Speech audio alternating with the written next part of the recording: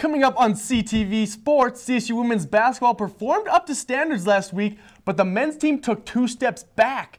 See what the Rams need to do to keep postseason hopes alive. And women's rugby is getting ready to start its spring season. CTV Sports reporter Taylor Vincek takes an inside look at the team. Plus, Alex Cluxton is here. She spoke with the CSU men's hockey team about their Olympic predictions. Coming up on CTV Sports!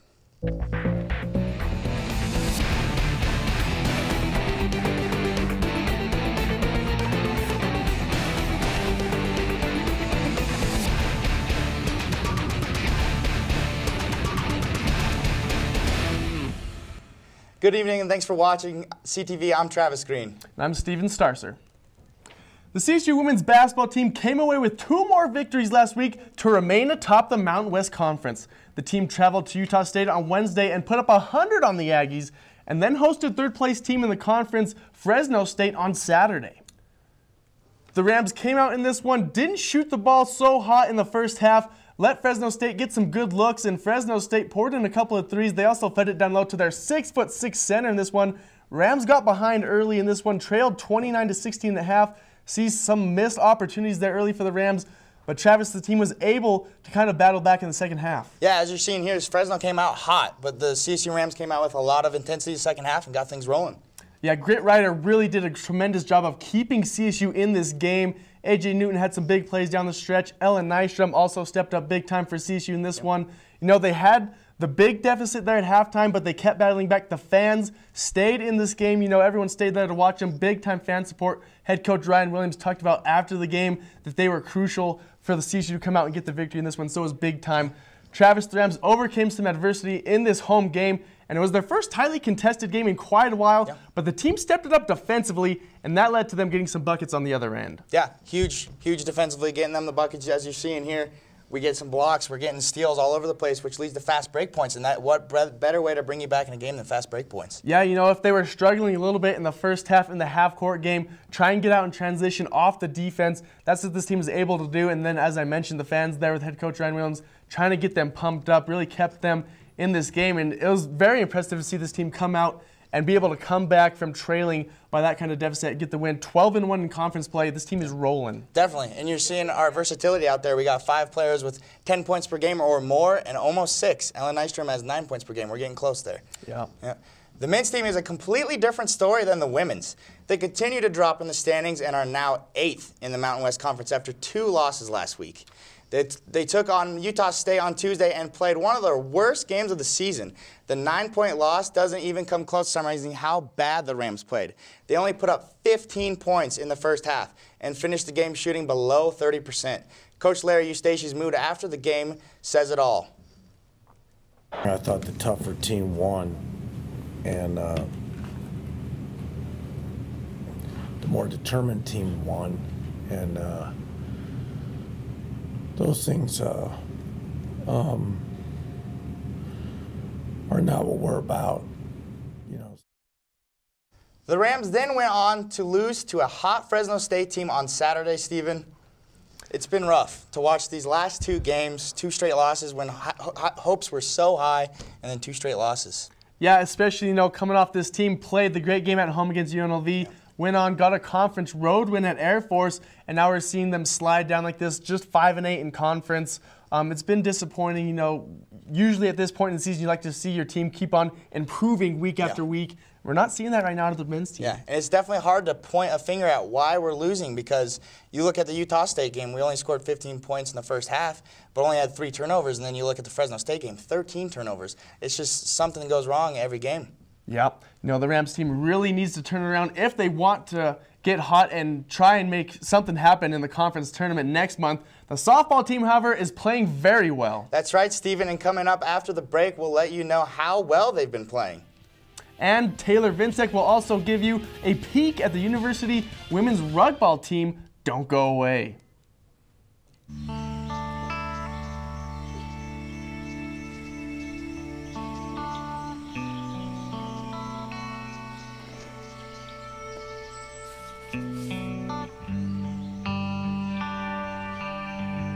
This is the moment I knew. His future had no boundaries. There are some moments only the forest can inspire. Find yours at discovertheforest.org.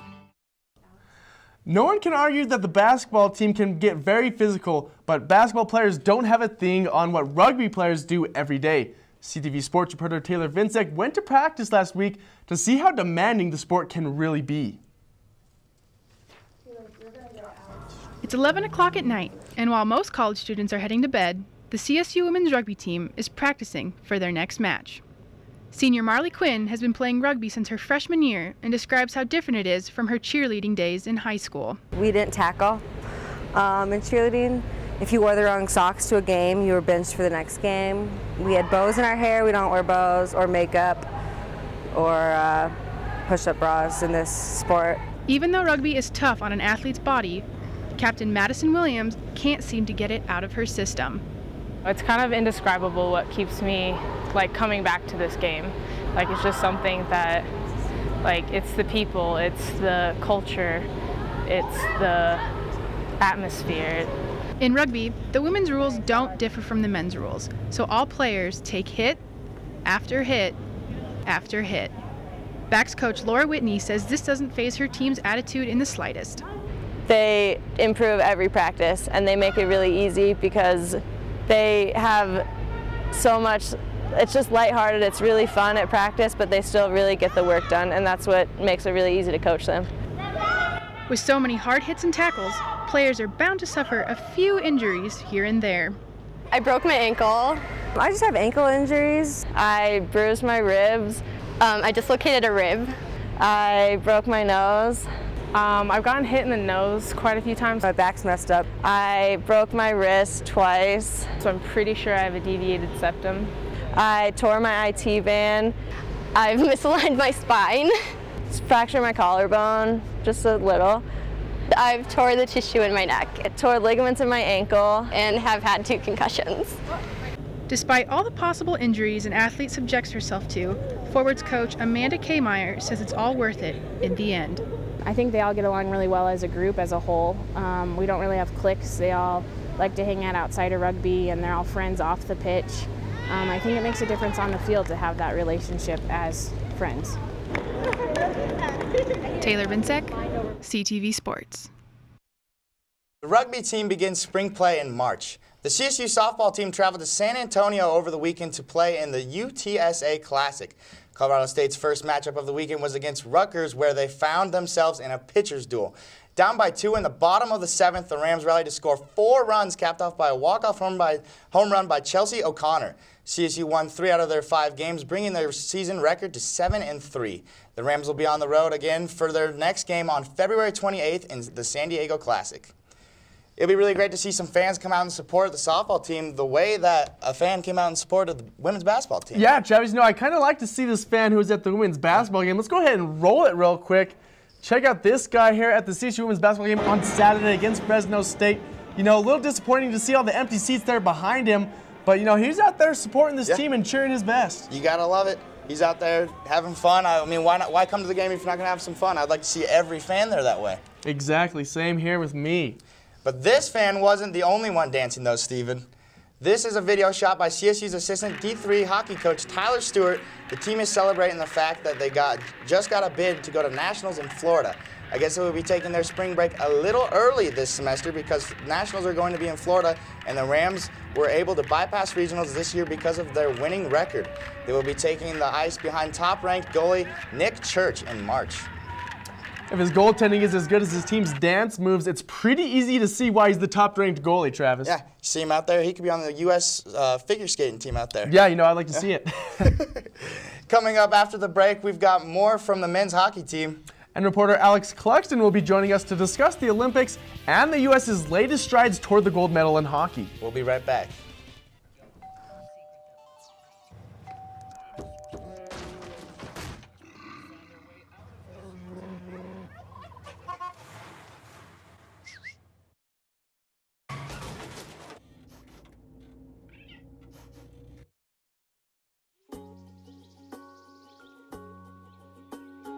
Getting closer to nature can get you closer to your family. Go to discovertheforest.org.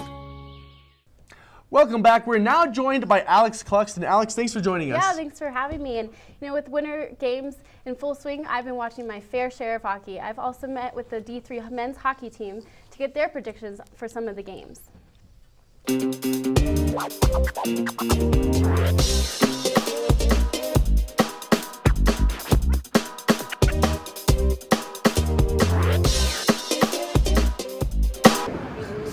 Probably Russia. No, it'll come down to U.S. and Canada, as always. I agree. I think U.S. can take it this year. Slovenia. They don't have a lot of well-known players or anything. I won't say. They have one NHL player. Kopitar? One NHL. They're just not very deep. Sweet. They're unreal. Yeah. Love them. Yep, they're awesome. They turned out really well. Yep, they said it all. Russia should never beat USA in hockey. Ever. That's just how it is.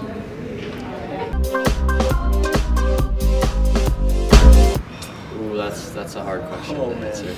I mean, playing for your country would be awesome, but Stanley Cup is... Probably Stanley Cup because it's such a long season and it takes so much to win, where the Olympics is only 2 weeks and not a lot of games, and it's like just 10 all-star teams. Now that was before this weekend, and the U.S. men's team played 2 games, including the highly anticipated game against Russia. And if you hadn't heard about TJ Oshie's name before Saturday, you've heard about him now. Now this is the Olympics, this is where it counts, and Oshie just coming up huge in that shootout. Yeah, no doubt about it. The guy took 6 of the shots there in the overtime shootout and hit 4 of them. So great to see the young Blues player stepping up for Team USA. Yeah. And his comments after the game were just so humbling, talking about, that he's not the hero, but the heroes are in camo fighting for our, our freedom. So that was amazing to see. Yeah, what a great guy and what a day for him. I mean, having the great comments, everybody loves to hear that, and getting 6 of the shots, I mean, that just shows all the respect that the coach has for him, giving him the chance to go out there and score for the team. Yeah, you talked about, just such a humble, very impressive to hear that coming from a young guy. Sometimes you see some of these guys get in the spotlight, they want to take all the credit, but it's great to see him giving it to the people who truly deserve it. Absolutely, he's a leader on the team. And you can't overlook how Jonathan Quick's been carrying the team, the goaltender. I mean, as you look at for baseball, he's the pitcher. He's the leader of the team. The goalie, if he's doing good, the team's doing good. Yeah, you talked a little bit about it before the show. A lot of hype for Ryan Miller because of what he did the last Olympics. Yeah. Quick's had to kind of step in and, live up to that big name. And so far, I think he's done a pretty good job of that. I know the U.S. has been outscoring their opponents big time. Take a look at the medal count right now in the Winter Olympics. Germany solely in first place in the gold medal count with 8. Then you got 4 teams, Russia, Netherlands, United States, and Norway, all with 5. For overall count, though, Russia and the United States atop with 18 apiece. So United States doing pretty well this far into the Olympics, guys. And we added to that today with Meryl Davis and Charlie White. They got a gold medal in ice dancing just today, and that's they broke a record. And it's just another win for the U.S. Yeah. It's all you can ask to be competitive. We're up there. We still have a chance. There's plenty more games to get going, so it makes it really fun to watch out there. And one thing that really caught my eye is skeleton. Holy cow! Those athletes are crazy. They're going 80 miles an hour, and it looks really dangerous. I mean, how do you figure out that you're good at that? I mean. Slip and slide, I guess. Is that where it starts? You would think so, yeah. Some of these events, people you have to feel like they're kind of crazy a little bit to try them. But, it's an Olympic event, and they're doing a great job. There's, obviously a lot of stories. Bodie Miller hasn't been the most impressive for the U.S., but there's been some other athletes who have stepped up and helped kind of carry the load for Team USA. Yeah, I know a big heartbreaker for fans out there with Shaun White also not medaling. That was hard to watch. He just looked so disappointed. So. Well, that's all the time that we have for you tonight at CTV. We'd like to thank Alex for joining us tonight on the show. Yeah, my pleasure. And for videos and more of the latest CSU sports, you can check out the website at collegian.com. Thanks for watching and have a great night.